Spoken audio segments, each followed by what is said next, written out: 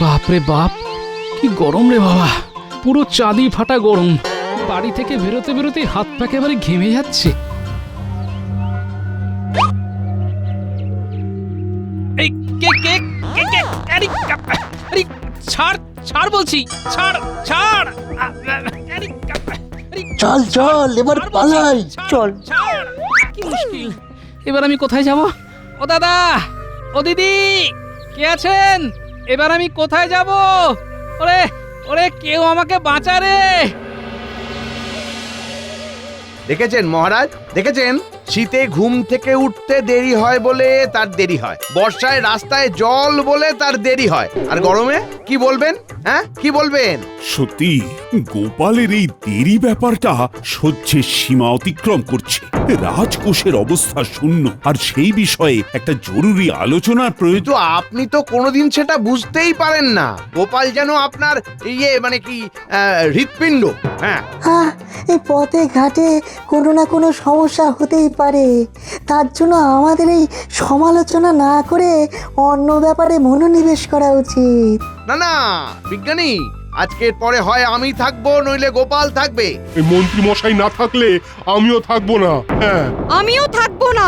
আমরা নিয়ম মেনে চলবো, আর একজন অনিয়মে এটা হতে পারে না। একটা কথা বলবো মহারাজ? হ্যাঁ বলো। চিরকাল আপনি গোপালের কথা শুনেছেন আর খই ছড়ানোর মতন প্রজাদের অর্থ দান করেছেন। সেই জন্য 10 বছর আগেও আপনার প্রতিপত্তি যা ছিল আজকেও তাই আছে।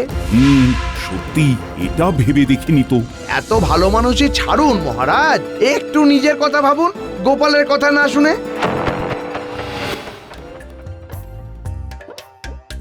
ভাগ্যিস আমি তোমার গলা চিনি। ধন্যবাদ ভোলা, ধন্যবাদ। এক্ষুনি রাজসভায় যেতে হবে। প্রণাম মহারাজ। না না না, আর প্রণাম করতে হবে না, এখান থেকে বেরিয়ে যাও। এ কি মহারাজ, একটু দেরি হয়েছে বলে আপনি এরকম করে তাড়িয়ে দিচ্ছেন? হ্যাঁ দিচ্ছি, তোমার কারণে রাজসভার সবাই চলে যাবে সেটা তো হতে পারে না। যাও যাও, অনেক নাটক দেখেছি, আর চাই না, বেরিয়ে যাও।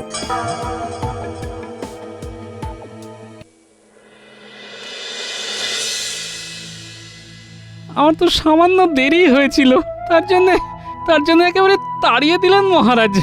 ওহো, আর না কি কানা কেঁদো না তো। রাস্তায় তো শত্রু ভরিয়ে রেখেছো, নইলে এরকম কেউ দিনে দুপুরে চাদর চাপা দিয়ে বেঁধে রাখে? ওসব বাদ দাও, এখন আমি কি করব? আমাদের সংসার কি করে চলবে? শোনো, রাজসভার চাকরি যখন চলে গেছে তখন ওটা নিয়ে চিন্তা ভাবনা করে লাভ নেই, বুঝেছো? ঠিকই বলেছো। তুমি কালকে সকাল থেকে রাজ্যের চাষি ভাইদের সঙ্গে কথা বলো, চাষাবাদে মন দাও গো। বেশ। আমার সত্যি খারাপ লাগছে এটা বলতে যে গোপাল দাদা, তোমাকে আর এই দুঃখের কথা বলতে হবে না। আমরা সবাই গিন্নিমার কাছে শুনেছি এ নিশ্চয়ই ষড়যন্ত্র। কিন্তু এখন আমরা বিপদের মধ্যে দিয়ে কাটাচ্ছি। কাঠফাটা রোদ, বর্ষা আসার সময় হয়ে গেল, এতটুকু জলের চিহ্ন নেই। আমরাই কি করে সংসার চালাবো বুঝতে পারছি না। আরে জল নেই তো জল আসবে, কিন্তু ট্যাঁকে বীজ কেনার পয়সা নেই, সেটা গোপাল দাদাকে বলো। কি বলবো বলো তো? কি সমস্যা?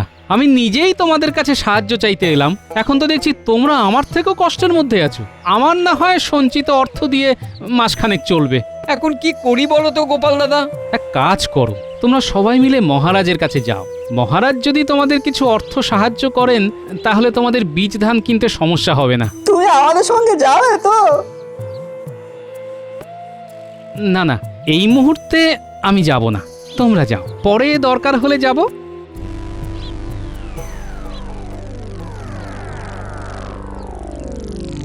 সবই তো শুনলেন মহারাজ, আপনি দয়ালু মানুষ। আপনি যদি আমাদের অন্তত বীজ ধান কেনার মতন কিছু অর্থ সাহায্য করেন। হ্যাঁ, সবই বুঝতে পারছি। আমি একটু ভেবে তোমাদের জানাচ্ছি। তোমরা কিছুক্ষণ রাজসভার বাইরে অপেক্ষা করো। আচ্ছা মহারাজ।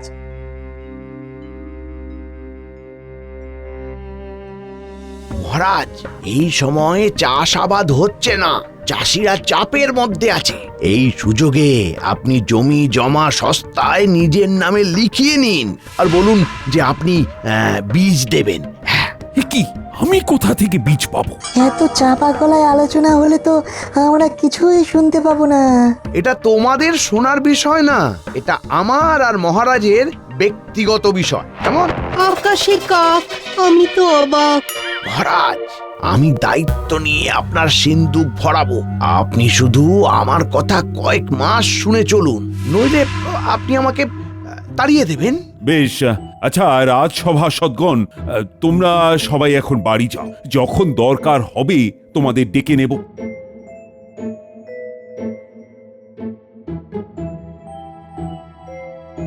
মন্ত্রী, সবাই এলে তুমি কথা বলো। প্রহরী, প্রহরী!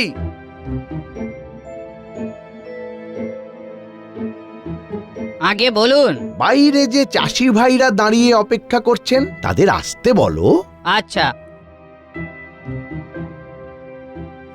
আচ্ছা, শোনো শোনো, সবাই শোনো। তোমাদের তো বীজ কেনা নিয়ে সমস্যা নাকি? হ্যাঁ মন্ত্রী মশাই, বর্ষার সময় হয়ে গেল কিন্তু বৃষ্টির নামগন্ধ নেই। বৃষ্টি না হয় একদিন আসবে, কিন্তু ট্যাকের অবস্থা তো ঠনঠনে।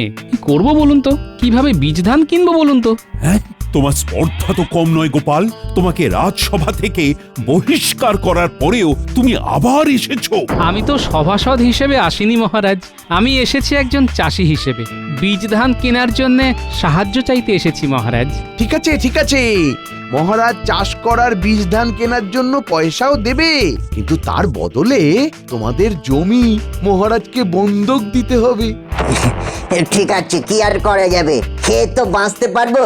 না না, আমিও সব পারবো না। তোমরাও এই ফাঁদে কেউ পা দিও না। কি বললে গোপাল? হাত বেরিয়ে যাও, বেরিয়ে যাও এক্ষুনি।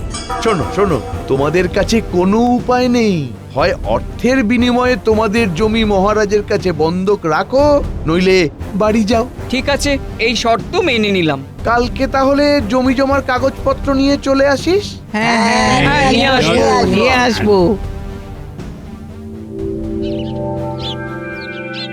দাদু, শুনলাম তোমার রাজসভার চাকরির ছুটি হয়ে গেছে। হ্যাঁ রে ন্যাপলা, এখন তোদের রোজ গল্প বলতে পারবো। হ্যাঁ, দাদুর কাছে এখন অফুরন্ত সময়। জানো দাদু, আজকে পাঠশালা থেকে ফেরার সময় দেখলাম একজন বাঁশিওয়ালা বাঁশি বিক্রি করছে। এই বাঁশিতে জাদু আছে গো, জাদু। জাদু? হ্যাঁ দাদু, একটা বাঁশি দিয়ে কত রকম পশু পাখির আওয়াজ বের করছে। ও, এ তো আমি বাঁশি ছাড়াও অনেক পশুর ডাক ডাকতে পারি রে। তাই নাকি? তাহলে শোনাও। আম্মা, এই যে গরুর ডাক, মিয়াও। এই হলো বিড়ালের ডাক। আনুম। ওরে বাবা, এ তো বাঘের ডাক, একদম আসল বাঘের মতন। ছোটবেলায় আরো ভালো ডাক ডাকতে পারতাম রে, রোজ অভ্যেস করতাম। হ্যাঁ, তুমি এই বাঘ গরু বেড়ালের ডাক ডেকেই বাকিটা জীবন কাটিয়ে দাও। চাকরি গেছে, এদিকে বাবুর কোনো হুঁশ জ্ঞান নেই। বললাম বললাম চাষ করো, তাতে কোনো হেলদোল নেই। হ্যাঁ, ওরে পালা। তা আমি এখন কি করব? মহারাজ এখন মন্ত্রীর কথায় উঠছেন বসছেন। কিন্তু কতদিন আর পায়ের ওপর পা দিয়ে বসে থাকবে বলো তো? কিছু তো একটা কাজকর্ম করো, না হলে আমি এবার সত্যি সত্যি বাপের বাড়ি চলে যাব। এরকম এরকম অকর্মণ্য স্বামীর ঘর করতে চাই না আমি। হ্যাঁ। কি বললে তুমি? আমি অকর্মণ্য? হ্যাঁ, ঠিকই বলেছি। তোমাকে যেতে হবে না, আমি চলে যাচ্ছি। আমি হাতে কাজ নিয়ে তবেই বাড়ি ফিরব। ঠিক আছে, ঠিক আছে।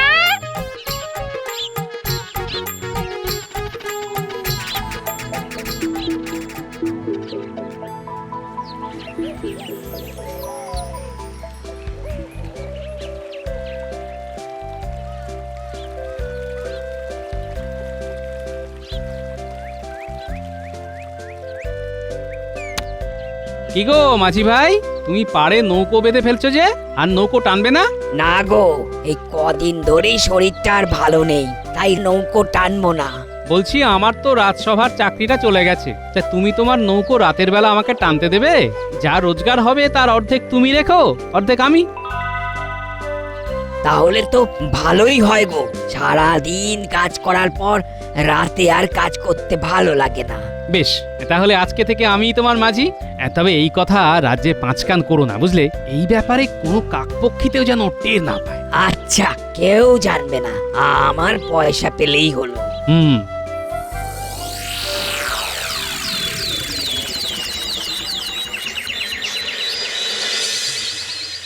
যারা যারা তাদের জমি বন্ধক দিচ্ছ তারা তারা এই কাগজে স্বাক্ষর করো।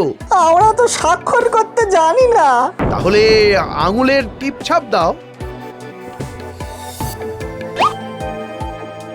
স্বাক্ষরের বালাই তো মিটে গেল মহারাজ। এবার আমাদের অর্থ সাহায্য দিন। শোনো, অর্থ সাহায্য তোমাদের তো করবই, কিন্তু এখন হাতে পয়সার টান আছে, তাই এখন কোনো অর্থ পাবে না। এ কেমন কথা মহারাজ? আরে আমি কি দেব না বলেছি নাকি? 2-1 দিনের মধ্যে বৃষ্টি নামবে, তোমরা মাটি চষার কাজ শুরু করে দাও। বৃষ্টি নামার পরেই আমার কাছ থেকে অর্থ নিয়ে যেও। ধুস, কি বললে? না কিছু না কিছু না কিছু না। তাহলে বৃষ্টির পরেই আসবো। দেখুন, আমাদের হাতে কিন্তু তেমন পয়সা নেই যে বীজ ধান কিনবো। আহা, আরে মহারাজকে ভরসা করো না নাকি? বৃষ্টি নামার পরে এসো আর মহারাজের কাছ থেকে অর্থ নিয়ে যেও, কেমন? বেশ।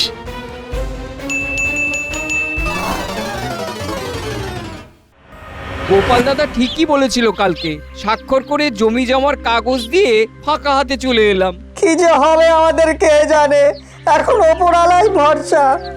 চলো একবার গিয়ে বরং কথাটা গোপাল দাদাকে জানিয়ে আসি। হ্যাঁ, তাই চলো তাই চলো। দেখো, আমি জানতাম এরকম কোন একটা চাল চালবে। এখন মহারাজ মন্ত্রীর কথা শুনছেন, সিন্দুক ভরার জন্যে প্রজাদের কথা আর ভাবছেন না। এখন তাহলে আমরা কি করব গোপাল দাদা? আমাকে একটু সময় দাও, আমি যদি কোনোভাবে তোমাদের সাহায্য করতে পারি তো নিশ্চয়ই করব। এখন তোমরা এসো, আমি একটু বাজারে যাব, বুঝলে? আচ্ছা আচ্ছা, আচ্ছা আচ্ছা, গোপাল দাদা।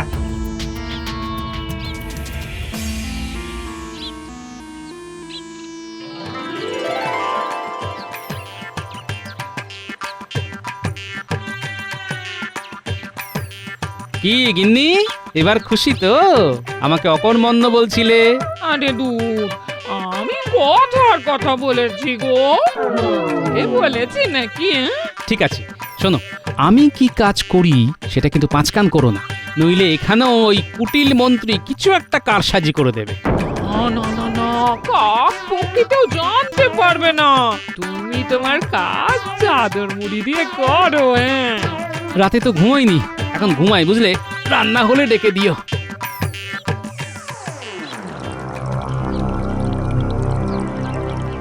মহারাজ, একটা ছোট মুখে বড় কথা বলবো। হ্যাঁ বলো। রাস্তায় আস্তে আস্তে এই কানা ঘুষও শুনতে পেলাম আপনি চাষিদের কাছ থেকে জমি জায়গা লিখিয়ে নিয়েছেন, কিন্তু তার বদলে একটা কানা করিও দেননি। ওটা তুমি ধান শুনতে কান শুনেছো, আর রাজকোষ খালি, সেটা তোমরা জানো না নাকি? মাফ করবেন মহারাজ, আমার মনে হয় প্রতিশ্রুতি দিলে সেটা রাখা উচিত। ঠিক আছে ঠিক আছে, তোমরাই তাহলে বলো কিভাবে রাজকোষ ভরবো। আমার মনে হয় বাণিজ্য করলে সম্ভব। হ্যাঁ, সেটা সুদূর প্রসারী চিন্তা, কিন্তু তাড়াতাড়ি তো আর অর্থ ভরানো যাবে না। একটু ভাবতে হবে। মহারাজ, আপনি এদের কথায় পাত্তা দেবেন না। আমার কথা শুনুন, আমি আপনার সিন্দুক ভরিয়ে দেব। কিভাবে? এটা আমি গোপনে বলতে চাই। এই তোমরা সবাই একটু বাইরে গিয়ে অপেক্ষা করো তো।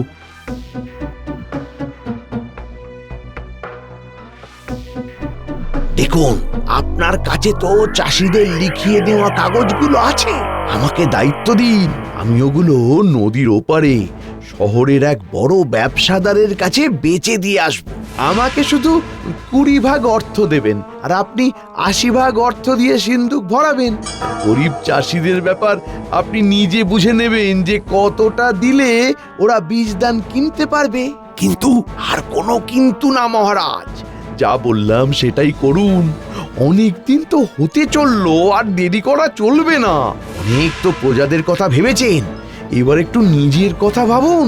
বেশ, তোমার উপরই দায়িত্ব থাকলো, আমি আর চাপ নিতে পারছি না।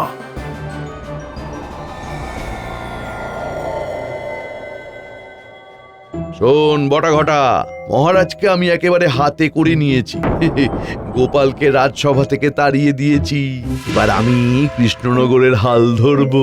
হ্যাঁ, আমরা এখন কি করব? তোরা নদীর ওপারে শহরের ব্যবসায়ী জ্যোতিকান্তর কাছে চলে যা, গিয়ে এই কাগজপত্রগুলো ওনাকে দে। তার বদলে উনি অনেক অর্থ দেবেন, প্রায় 5,000 মোহর। হ্যাঁ, তোরা ওগুলো সব নিয়ে আসবি, খুব সাবধানে কিন্তু। তাহলে তো রাতেই যেতে হবে। হ্যাঁ, আজকে রাতেই চলে যা।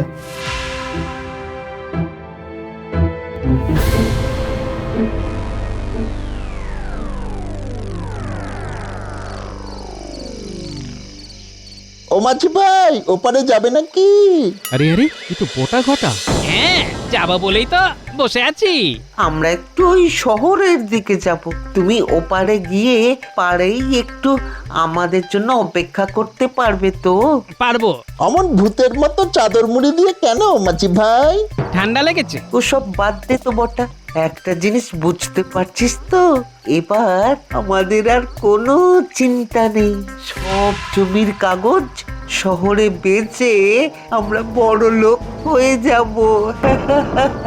আর কদিন পরে ভাবছি শহরেই পাকা বাড়িতে থাকবো। সবই আমাদের মন্ত্রী মশাইয়ের কল্যাণে। জমির কাগজ মানে? তাহলে কি চাষিরা যে জমি মহারাজের কাছে বন্ধক দিয়েছে সেই কাগজ? সর্বনাশ, আমাকে এক্ষুনি কিছু একটা করতে হবে। আরে মাঝি ভাই, প্রকৃতির ডাক।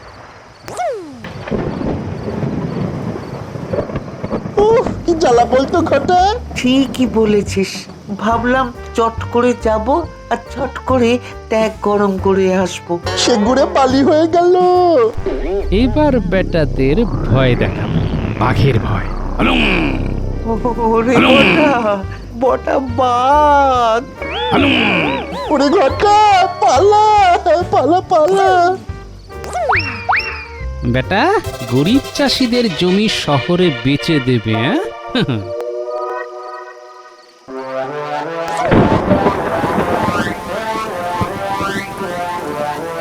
ওরে আমাকে বাঁচা রে, এবার তো মনে হচ্ছে বৃষ্টিতে ভিজে মরে যাব।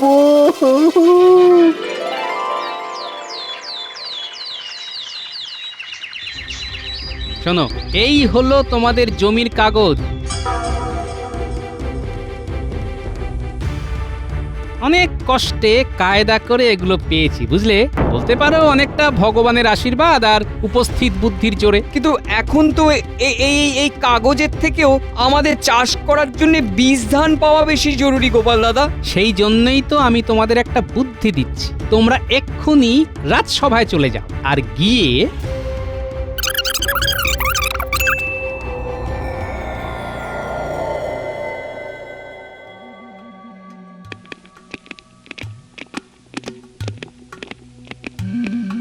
মহারাজ, বর্ষা নেমে গেছে, আপনার কথা মতো এবার আমাদের বীজ ধান কেনার অর্থ দিন। দাঁড়াও, মন্ত্রী আসুক, দেখছি। তোমরা তোমাদের প্রাপ্য টাকা পয়সা অর্থ সব পাবে।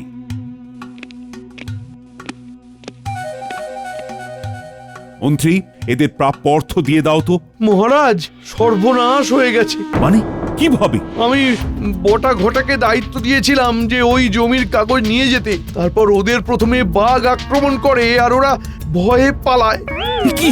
ছি ছি ছি মন্ত্রী, তোমার মুখ চেয়ে আমি তোমাকে দায়িত্ব দিলাম। আমি কি করব মহারাজ? মহারাজ, আপনার কথা মতন বৃষ্টি পড়লে আপনি বলেছিলেন আমাদের বীজ ধান কেনার অর্থ দেবেন। হ্যাঁ, আমাদের হয় অর্থ দিন, নইলে আমাদের জমির কাগজ ফেরত দিন।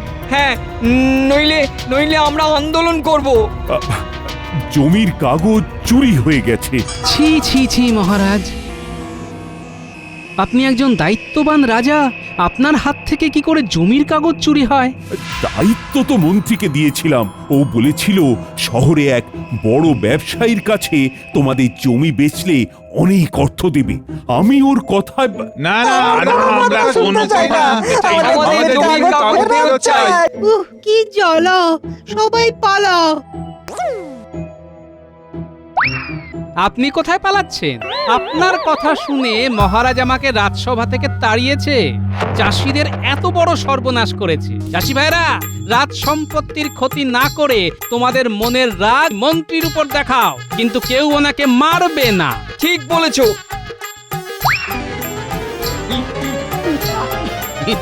ওরে বাড়ি, ওরে বাড়ি, ওরে বাবারি, তোমাদের বীজ ধান কেনার টাকা আমি দেব।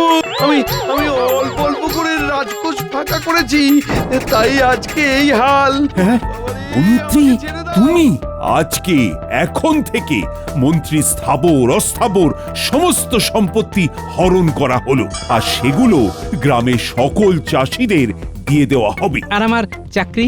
তোমার চাকরিও তুমি ফেরত পাবে। আমি তো ভাতেও মরলাম, পাতেও মরলাম। এবার তোমাকে কারাগারে বন্দি করে সারাদিন কাতুকুতু আর সুরসুরি দেওয়া হবে। আর চাষি ভাইদের জমির নতুন কাগজ দলিল বানানো হবে। সেসব আমাদের চাই না মহারাজ। কালকে গোপাল দাদাই বটাঘটাকে ভয় দেখিয়ে ওদের থেকে কাগজ উদ্ধার করেছে। হ্যাঁ নয় হ্যাঁ।